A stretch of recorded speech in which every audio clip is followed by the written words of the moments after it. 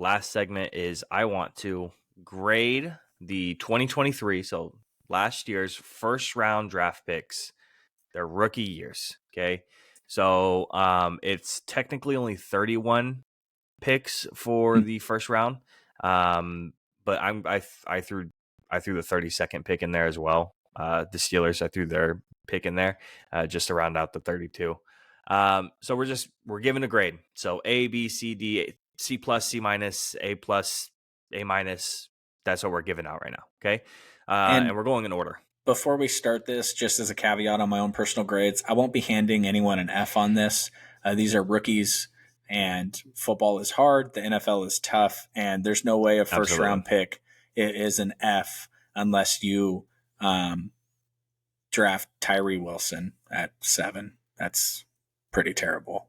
But it's, again, taking Cole Strange in the first round or taking Darius Hayward-Bay over Michael Crabtree, that's not that player's fault that they were overdrafted in that situation. That's the organization's fault. So are we grading the player? Or are we grading the organization's decision to draft that player? We'll see. Maybe we can caveat a couple of these, but I don't think I'll be giving anyone a straight F. Okay. Well, that makes one of us. Fair enough. So first pick in the draft, Bryce Young. I'll go F. first. Oh, I'm just kidding.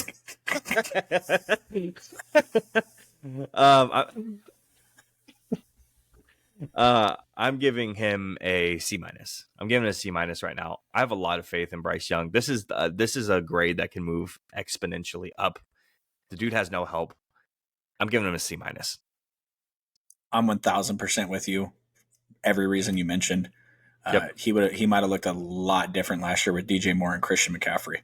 So yeah, it'd be nice if they had players like that, huh? Second pick, CJ Stroud.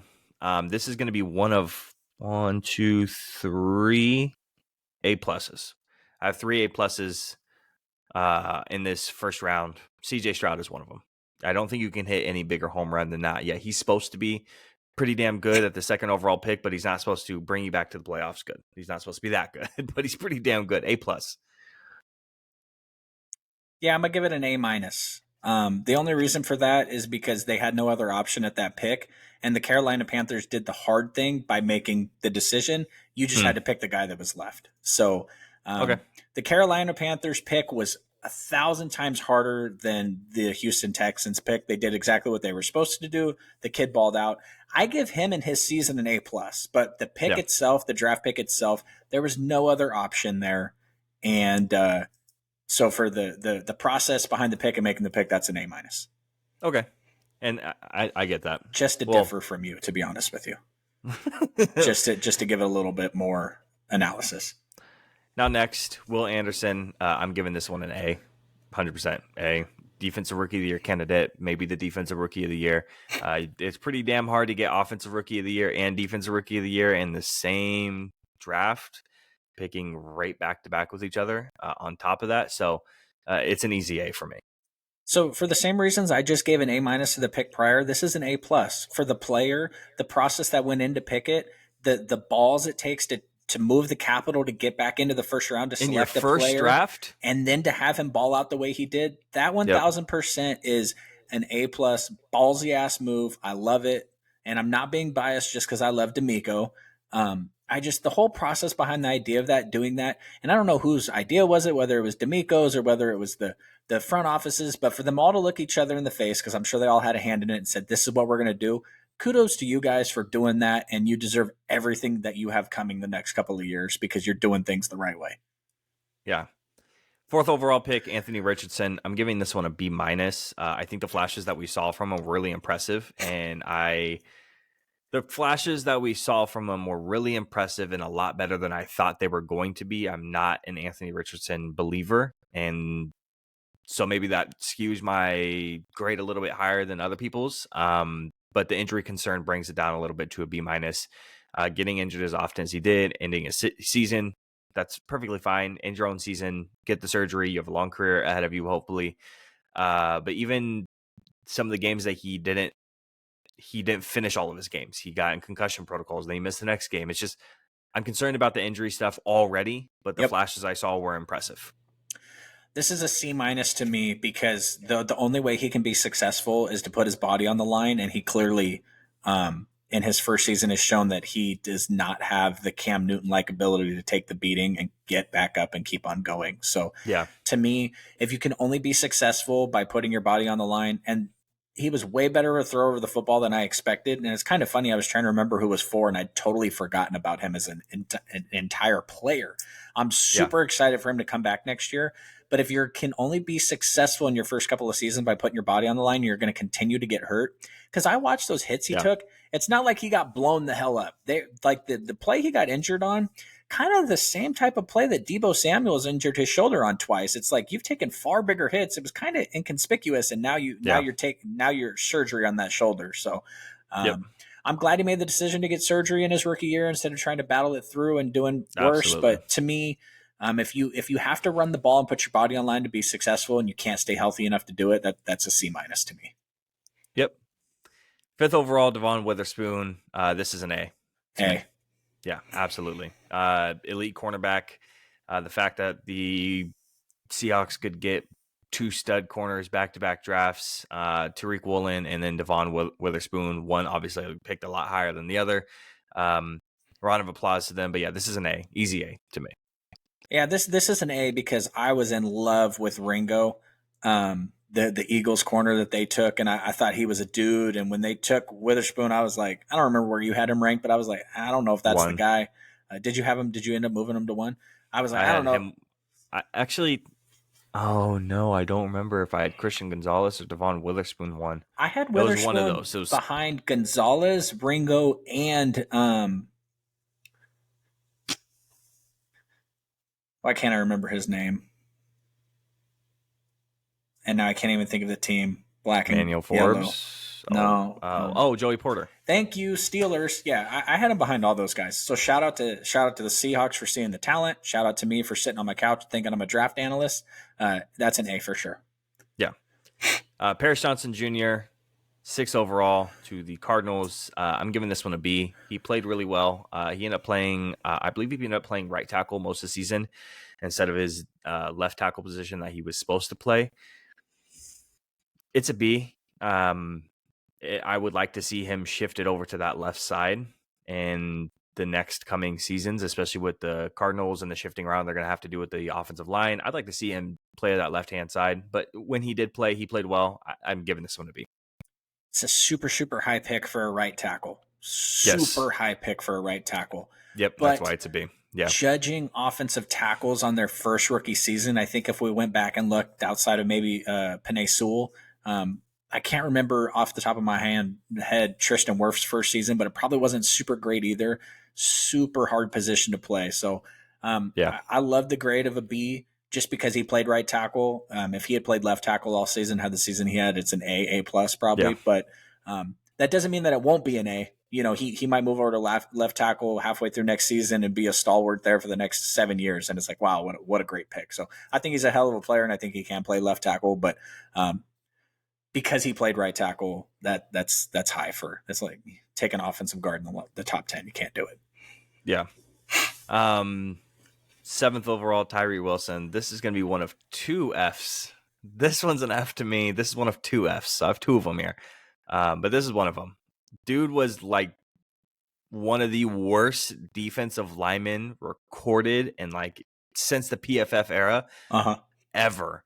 Yep. He's atrocious and he could get better, but I was not personally a fan of Tyree Wilson when he came out. I thought he was slow. His arms were shorter. He didn't show a lot of power. He had no bend, and all of that translated directly to the NFL. And I thought he was just not very good, and he didn't play very high competition. Leave it to the Raiders. Leave it to the Raiders. Yeah, I'm going to give it a D minus. He was overdrafted, and he went to a historically terrible organization for draft picks. So I'm not going to put that all on the player. If we have a 3rd and 4th round draft grade on a player and someone decides to take him in the 1st, that's not that player's fault. You know, if the Raiders come out next year and draft a punter in the 1st round, that's not that guy's fault. So it's a D minus. You know, if everybody had said Tyree was this guy is a top 5 pick, guaranteed. He's the next Nick Bosa. He's the next X, Y, and Z. and he had played the way he did, then I'd have given him an F. But it's not his fault, man. First, it's Yeah. the Raiders, and second, he was overdrafted. So that's one of those bad positions for him. And hopefully, he can shed the expectations of being a top 10 pick soon, and just try to play football the best way he can. Which I don't think is going to be very good going forward, but it's not his fault they took him top 10. 8th overall, Bijan Robinson. I'm giving this one a B. I think Bijan was shown to be, well, first things first, the Atlanta Falcons don't know how to use weapons, and hopefully that changes with the departure of Arthur Smith. That's one. That was something that I took into account here. 2, when he did run the ball, he was not as effective as at times. He was less effective than Tyler Algier. Most of his damage came on catching the ball. Stick him in the Alvin Kamara role type deal, which is not a bad role. You could rush for sub 1,000 yards, but then be in the 700-800 yards and receiving yards. I think that's where Bijan can kind of sit. I think he's a really good player, and I'm excited to see where he lands for the next season. This is another grade that can easily move up, but it all depends on how the next coach is going to go ahead and use him. So that's a B to me. Bijan to me is a C minus. I think that spending the draft capital they did on the position when they already had what they had at the position, I thought Cordell Patterson was fine. Yeah. Wow, that's really loud. And then I heard that one. Yeah, and it's funny because I don't even have any trees, so I don't even know what that is. And then to not even use him, and the Arthur Smith hate is weird to me. He sucked, but he was a really good work is calling, because of course he was a really good offensive coordinator for the Titans. So to draft him so high and then not use him, it's a C minus to me, because I don't know if he's good. I think he is. I saw the highlights, but I don't know if he is. And when you're top 10 and we don't know if you're any good, not great. You can extend those same questions to Kyle Pitts and Drake London as well. You can extend those same questions to them. I would move off Kyle Pitts this offseason with a quickness, because he may not be good at all. I think they're going to. Moving on, 9th overall, Eagles, Jalen Carter, A+. 100%. He only dropped because of the random character concern stuff. How many clips did we see this season of some random player walking up to him? How'd they get you at 9, bro? Yeah, absolutely. Yeah, A+. Yeah, he goes defensive rookie of the year candidate, maybe even the winner. Does he go 3? Did the Texans take him at 3 if we redraft, or would they still go Will Anderson? They go 3. I think he either goes 3 or he goes 5. Yeah, because Anthony Richardson's still going 4. Yeah, I think he goes 3 or 5. I think that's where he goes. Okay. Yeah, I think that's where he's at. Number 10, Darnell Wright, A-. Dude's a stud. I really like Darnell Wright. I think he's going to be a premier guy in this league for a long time. I was big on Darnell Wright coming out, and he proved every bit of it. Big fan of Darnell. Yeah, A pick for me, obviously. I had a high grade on him. He got drafted where I thought he should get drafted, and he played well. So that's everything you want out of a top 10 pick. Absolutely. And then 11, Peter Skoronski. Is he a guard? Is he a tackle? Is he a guard? Is he a tackle? I think that this pick is a B. He's super solid. You can put him on the all rookie team easily.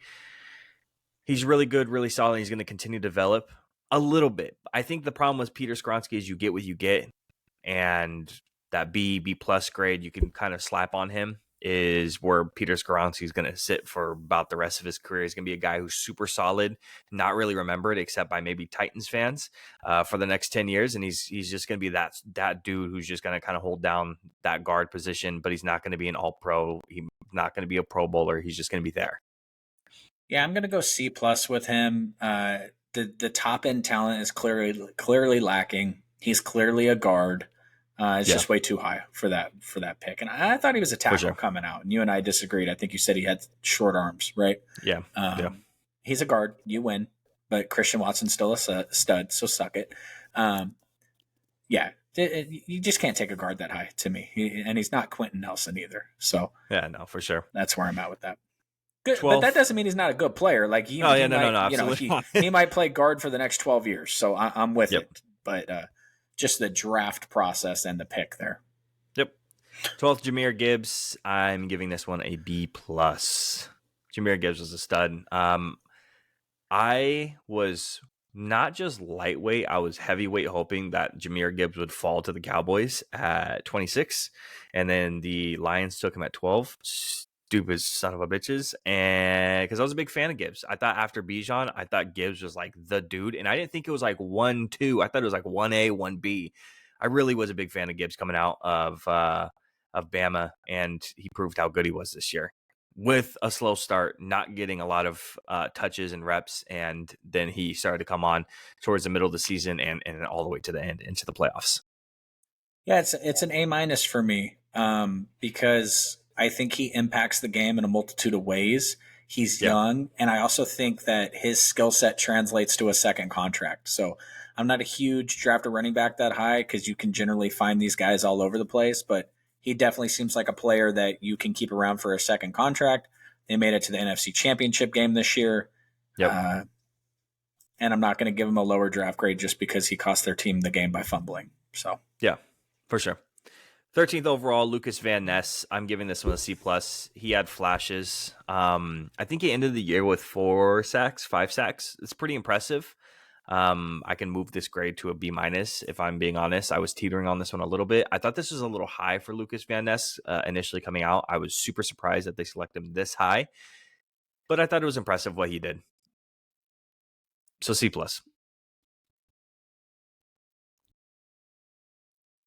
I think where did you have him at? What position did you have him at coming out? I thought he was a defensive end. Okay, I think I'll give him a C. Like 4-3 defensive end. I give him a C. I think there's this weird thing with pass rushers and where the defenses they get drafted to, are they hand in the dirt? Are they an off-ball linebacker? Are they an off-ball linebacker that gets taken off the field in dime and nickel situations? I've told you 1,000 times that I think Micah should be playing linebacker, not defensive end. So it just depends where he slots in at if he's on the field all 3 downs, which I don't think he was this year, but he's a rookie. No. When he comes up for a contract extension, if he's that type of player that he's on the field on all 3 downs, then this has the ability to go from a C to something higher. But I just don't know if that's what is coming for him. And it's a really high pick for a player that only plays on your base run downs or if he's a 3rd down pass rushing specialist. If you're taking a player like this in the top 15, I want him to play all the time. For sure. So that's where I'm at with it. And maybe he will. Obviously he's a rookie. So. And 14th, Broderick Jones, B+. Dude was he was supposed to be Broderick Jones coming out was this like athletic freak, tall, big, fast, strong, but he didn't play the position that long. Mm-hmm. So he might have some growing pains in his first year, and he played great. I mean, he was like an anchor on that line. Yep. I really like Broderick Jones. I can easily put this as an A-. I think he's a really good player. So B+ right now, but I could easily be moved to an A-. I don't disagree. I think I had him ranked pretty high as well. Yeah. If I went back and looked. If I remember right, my tackle rankings went, I think I did go Darnell Wright 1, Broderick. No, I went Broderick Jones. No. It was Paris Johnson. Paris Johnson was 1 for me because he was supposed to play left tackle, not right tackle. And then it was Broderick Jones, and then it was Darnell Wright because Darnell Wright is a right tackle exclusively, and Broderick could be swing tackle either way. That was my ranking. Yeah, I think that I had. See, I thought Skronsky was a tackle. Yeah, but Skronsky was my number 1 interior offensive lineman. So obviously that's where we differed. I think that I had I'm trying to be honest with myself. I think. Do you have the draft pulled up in front of you? Our predictions. No, just this whole thing as you're going down. You have all the things in front of you. Yeah. Who did the Jaguars take? They took a tackle, Anton right? Harrison. Yeah. Harrison. I Yep. think I had Harrison in front of him, Mm. but he out like he so. Yeah, I mean, I'm the thing about a rookie tackle, as long as you're not terrible, you're automatically a C. I think. Obviously, you can be Yeah. great, you could be an A, B, or C, but as long as you're not giving up sacks left and right, it's a position you really have to learn and play yourself into. So, Yeah, I would agree. So then moving on to 15th overall, we have Will McDonald. I'm going to give this one a C plus. When he did see the field, he was good, but he just didn't see the field all that often in a rotational defensive line. I hope we see more of him coming out. The thing is with Will McDonald, if I remember right, Will McDonald hasn't played the defensive end position that long. So that might be part of him not getting as many reps as some of the other guys. So I'd like to see more because when we did see him, he produced. But until we see him more, I'm not going to move my grade higher than that. I'm going to give him a C plus. He played well, and they're great defense. So this isn't one of those situations where he couldn't get on the field because he wasn't playing well. He just great defense. So he had an impact on a great defense. For sure. Maybe he had an impact because they're a great defense. Hard to say, but for now, decent pick. 16th overall, Emmanuel Forbes. I'm giving this one a C minus. There's a big part of this that it's who was on the board and who got drafted literally right after. Yep. I didn't have Emmanuel Forbes going in the first round at all. And 16th overall is way too rich for my blood. And it showed. It was too high, way too high for Emmanuel Forbes. So C minus is where I'm putting him. He played okay, but okay is not what I want from my first round draft pick, especially when 17th overall, the next guy coming out played as well as he did. You missed. Yeah, it was a bad pick when you have corners that come out behind him. And honestly, I remember specifically thinking that Washington would be a good place for Jackson Smith and Jigba, who also went behind him. So, that's a C minus to me. I'm not gonna for sure. He played. He didn't get completely burned, but watching what the Patriots did with. Go ahead. 17th overall, Christian Gonzalez. This is my last A plus on this list. Easy A plus, A plus plus. This guy would have been defensive rookie of the year if he didn't get hurt. That's A plus plus. Elite shutdown corner. I hope he comes back strong and better than ever. I want to see that out of Christian Gonzalez. I want to see him be locked down. I want to see success from players, and this is an easy A plus for me. And I completely agree, and I'm very interested to know what your next grade is here. 18th overall, Jack Campbell, C minus. This is way too high for Jack Campbell. Yeah. And Jack Campbell is very underdeveloped. You see the man, you saw it. You watched the game. You saw the man run into blockers half the time. He's not trying to find the gap in the space. Something that makes guys like Patrick Queen, Roquan Smith, Fred Warner especially so good at just being so good at stopping the run is finding those gaps, playing his assignment and playing in those gaps so well. That's what makes them so good is their knowledge. And Jack Campbell felt just like he was trying to run as fast as possible into the offensive lineman, and he wasn't playing his assignment. He's a C minus. It was way too high, and I didn't have a linebacker going in the first round at all. And 18th overall is too high for me. It's too much, too much, in my opinion. This is the second year in a row this year, upcoming, that I thought they should have taken a corner. I thought they should have taken a corner last year. Clearly, the corners that were drafted behind him are better than him. To me, this is a D because not only was he overdrafted, he was also terrible. Yeah. When you play linebacker, you have to be able to these option routes and these Texas routes and these routes that these running backs run out of the backfield now. You have to be. Maybe I'm picky because I watch elite linebacker play every week, but just Like this doesn't even seem like a situation where, hey man, he's gonna all these tackles we're talking about, they're only gonna get better, right? I Yeah. don't think this No, dude's for getting sure. any better. I don't know if he's getting any better. And Yeah. Tackle, offensive lineman is one of the hardest positions to develop in the NFL. And because it's almost like you draft a tackle and you almost get what you get. yeah, Unless you can develop him. If you can develop him, it's a miracle. And hallelujah, you've turned this guy who's supposed to be a pretty good guy into an all-pro.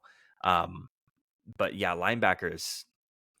and their Yeah, defensive backs were so terrible this year. Like they need corner help so bad. Yeah, So bad. terrible pick, in my opinion. Yeah. 19th overall, Kalijah Cansey. I would have given this grade coming out like a C- because I didn't believe in Cansey at all. I'm giving this a B now. Dude was a stud. Big run stopper. I like Cansey a lot, and I think he's going to continue to develop.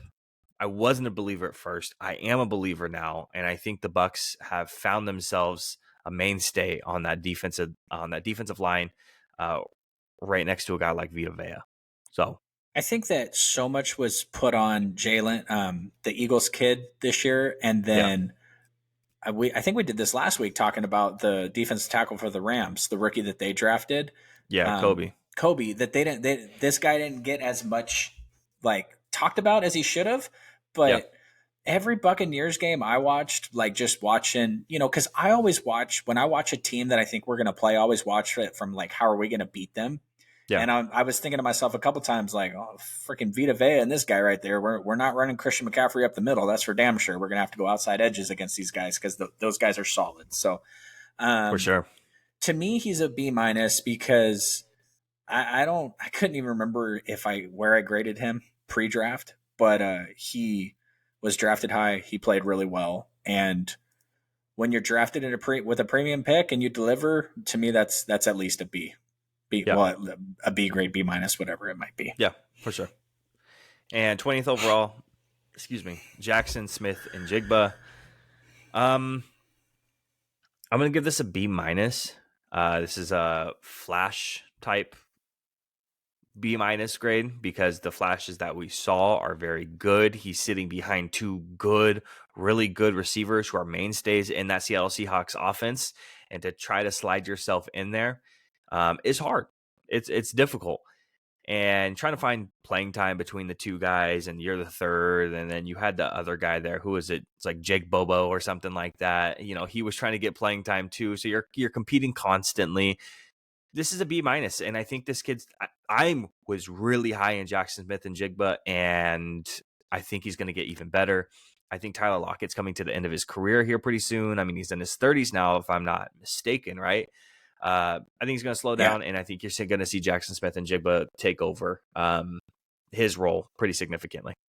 It's a C+ to me because he's hella talented, and they didn't utilize him correctly. So if you weren't going to give him the playing time and let him get the targets and the routes and everything, why draft a wide receiver there?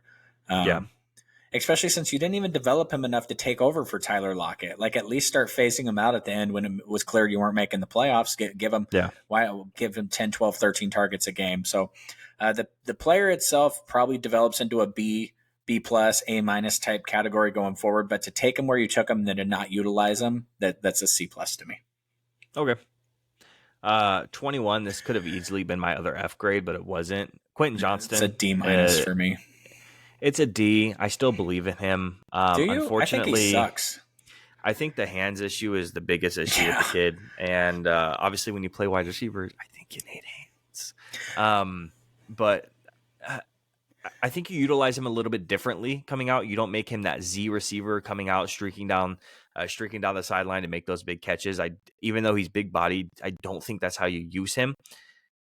I heard someone say that you can utilize him more in like a Rashee Rice type role, and I could see it a little bit. I think he's going to go under development for this next season, and I'm curious to see what Mr. Harbaugh does with the kid. The only reason why he's not an F is because the Chargers were such a shit show this year. I don't know if it was him or not, but when you have Mike Williams and Keenan Allen and Austin Eckler and all this talent, you should be able to show out a little bit because you don't have the spotlight on you as much. And it seems like every opportunity he had to make a play, he dropped it. And it's Yeah. also a D- because of the guy we're going to talk about next. So when you Two guys. draft a guy at this position and then a player goes right behind you who looks like he's on his way to superstardom, Next two. Oh God, I forgot about the Vikings. Yeah, man. Yeah. Even worse. Maybe he is an F. Damn. Yeah. 22. Zay Flowers, 22nd overall. This is a B plus to me. I really like him. I do. I didn't have him graded higher than Jordan Addison. Jordan Addison, who's next, was my highest graded wide receiver. Mm-hmm. Everybody's pretty much highest graded wide receiver. And I think it showed. Mm-hmm. You're going to see what the next grade, but B plus for Zay. I didn't think he was going to be as good as he was. I thought the draft selection to the Ravens was kind of weird. I didn't really see the fit in Baltimore. But he played extremely well. And I think that he's going to continue to develop to be a weapon for Lamar. I agree. He's a little drama to me, but most really great wide receivers are. So there's like the tiniest of tiny red flags on him. Yeah. But yeah, hell of a dude, hell of a player, hell of a weapon. So, I mean, 32 out of 32 NFL teams would take them as their number 2 tomorrow, probably. Yeah. Yep. And 23rd overall, Jordan Addison. This is an A minus, could be an A. I especially could move it up to an A because when Justin Jefferson gets out, Jordan Addison comes in and he balls and he destroys acts like the 49ers. And I think that shows when Jordan Addison. I think this shows for more than just one reason. It shows how good he is, one, and it almost plays a hand at the future and what's going to happen with Justin Jefferson. Mm-hmm. When you have a guy like Jordan Addison comes in and he balls out when he's gone and he's injured. Yep. And you got Justin Jefferson who doesn't want to play for you really, and you're going to lose another star wide receiver, and you're doing the rinse, repeat cycle. I think Justin Jefferson's gone very, very, very soon. And I think Jordan Addison is a big reason for that. So that's an A minus. Great for me. I agree. I wasn't as high on the pick when it happened just because I didn't know if it was their biggest need. But for sure, obviously they know what's going on with Justin Jefferson better than we do. He gets hurt. And realistically, if Kirk Cousins doesn't blow out his Achilles, they're probably a playoff team this year. So, or I don't know, maybe the Packers really came on. But anyways, I just think that he showed the best part about him and why he's an A minus to me is because he was thrusted into the number 1 role and he just absolutely succeeded at it. So, yep, absolutely. And he was relevant week to week. And I think that's what separates him and Zay Flowers a little bit is Zay went a little bit under the radar some weeks and Jordan didn't. 24th, Deonte Banks. I'm giving this one a B. Deonte showed huge flashes and he was really good for stretches and then he was not so good for other stretches. I think he's going to be, unfortunately, a good corner for the Giants. And again, this is another one where giving that C minus grade to Emmanuel Forbes to the Commanders, Deonte Banks getting a B. He's also sitting there on top of that. So, yeah, a B to him. Absolutely.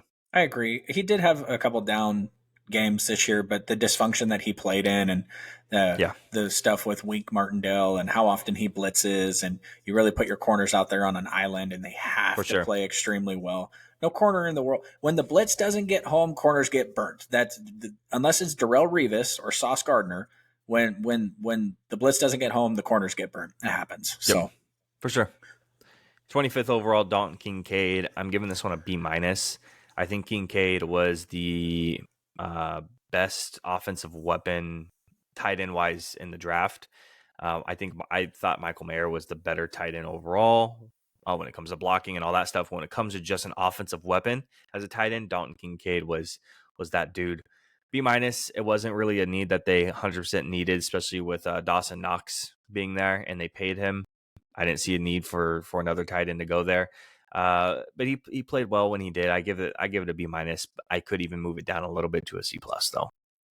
Yeah, I'm a C plus just specifically because of the position you play. Hella high to draft that position for it to not even be the number 1 guy. Now, I may sound like a little bit of a, ridiculous when we undraft or when we unveil our mock drafts here and how high I have my guy premium Brock tight end Bowers. going this year. Mhm. But I think he changes the landscape for a certain team down there in LA that has a new head coach where I think he'll land.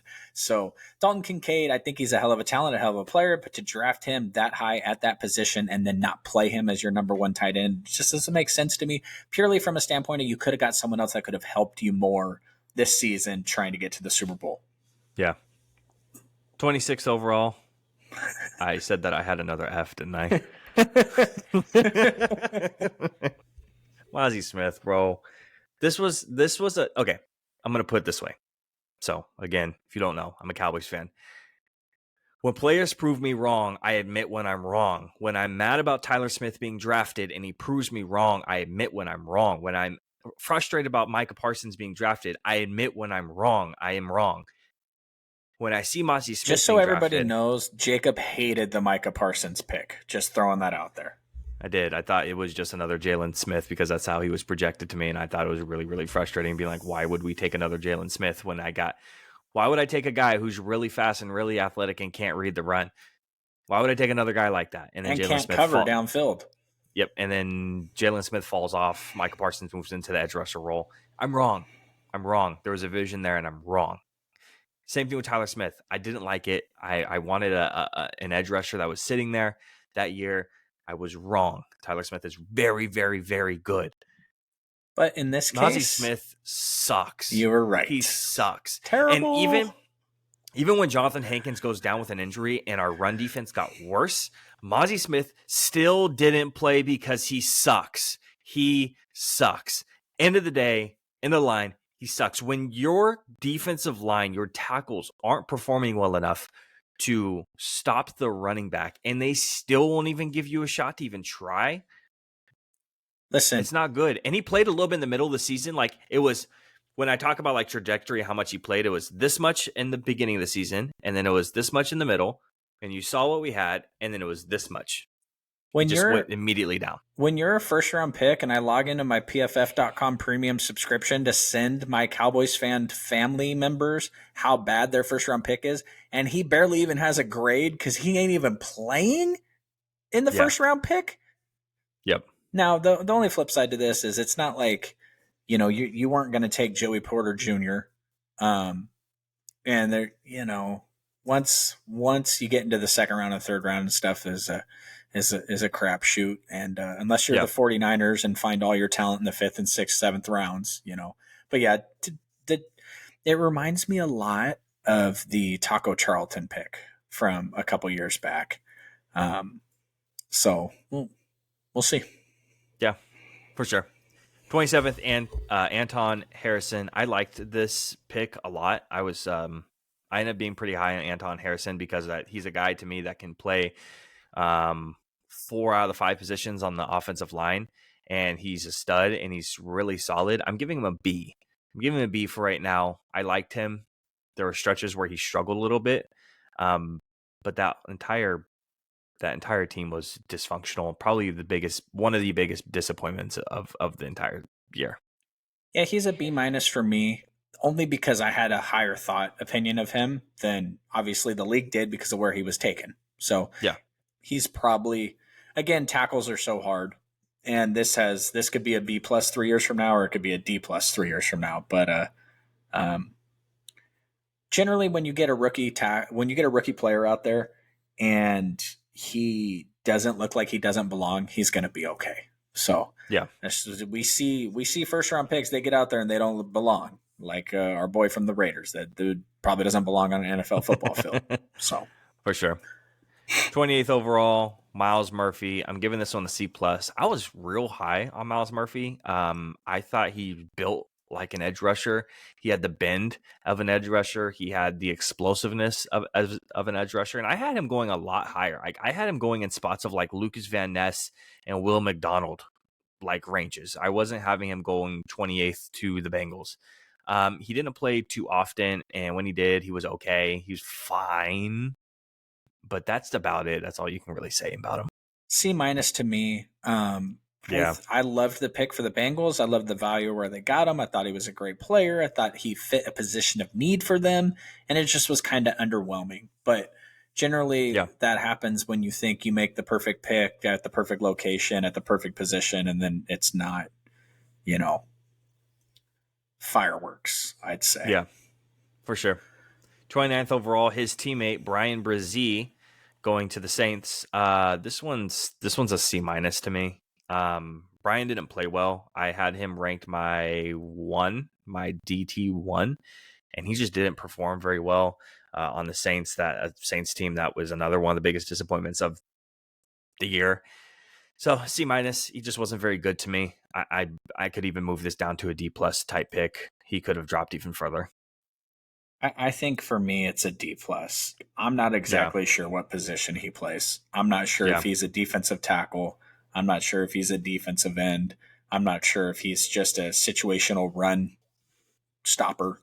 You know, that might be where he sits. You bring that dude in on the goal line situations and stuff to try to plug it up. So, to have the questions about a player and how he fits on your team and the position he plays when you take him in the first round, to me is not acceptable. So, yeah, I would agree. And then next we have 30th overall to the Eagles, Nolan Smith. This is a D plus to me. He didn't get on the field very often. I had the same concern when he was coming out of college. He's too small. He's not built enough. He's too skinny to be an edge rusher. And again, he didn't play that often. I got to give him a D plus. And I'm not sure where it's another one of those guys. I'm not sure where his trajectory goes from here. I'm not sure where he goes, what he does. If he gets more built, he hits the weights this offseason. And then he could play more because the Eagles have some guys who are departing that allows him to play more. Right now, it's a D plus. Yeah, I agree, because you look at him coming out and you wonder, where does he fit in? And now after a year of playing in the National Football League, you say to yourself, where does he fit in? So not great for a a first round pick. And I don't know. The thing about the Eagles defense is it was so terrible this year that if you had just been decent, you would have stood out, and he wasn't even that. Yeah. So 31st overall, Felix Ozuma. Should I even try Enudike Ozuma? There we go. See, I get points for trying, and that might be it right there. Maybe he'll just be the next JOK. We won't even say Jeremiah. We'll just say JOK. He's just the next FAU. So. FAU, you get a D plus. All right, so he ain't the next JOK. Spoiler alert for everybody out there. Yeah, he didn't play very often. I think dude had less than 10 tackles on the whole season. He may have had a sack.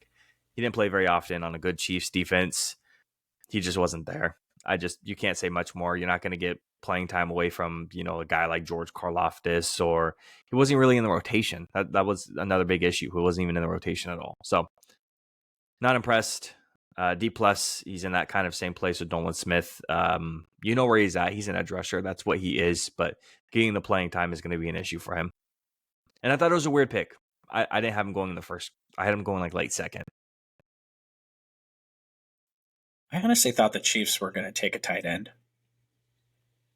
I think the Chiefs could take a tight end this next draft. Well, but like this, when they made this pick, I thought. Yeah, no, for sure. With Musgrave and Laporta and tight end class. The other guy who I thought was the number one tight end and wasn't even taken anywhere close to number one tight end territory. Yeah, I thought that's what they were going to go with. So the pick to me was weird, but turns out they should have taken wide receiver.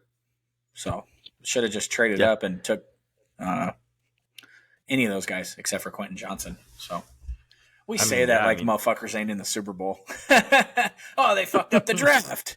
Yeah, you're playing in Vegas in a week. Yeah, right. And then last pick, 32nd pick, technically second round, first pick, but I threw him in there because why not? I wanted to talk about him. Joey Porter Jr., this is a B plus, could even be an A minus. Really good corner, really impressive. Highly touted, very high on my draft board.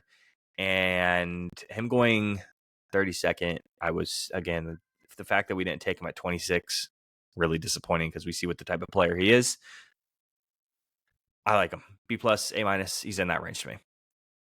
Yeah, the Steelers situation this year was weird, and he played really well, and he showed out multiple times, and Yep. he had those type of plays that you see on TikTok and Instagram reels, Yep. and you feel great about him being a stalwart at that position for the next couple of years. So to Yeah, definitely. me, to get that type of value with this first pick of the second round, the 32nd pick in the draft, to me is that's an A minus to me, because For sure. I think the last 8 guys we talked about didn't even play. So to get a guy that you're just slotting in at starting quarter for the next couple of years, that's great drafting.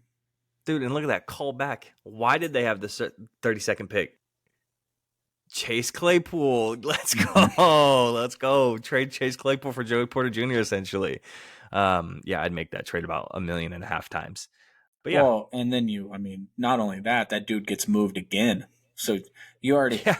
honestly, it didn't even matter if your pick turned out to be a scrub. Like, you made the right decision because he didn't even stick with his team. And then Yep. he didn't even For play for sure. the Dolphins. So Yep. Oh man.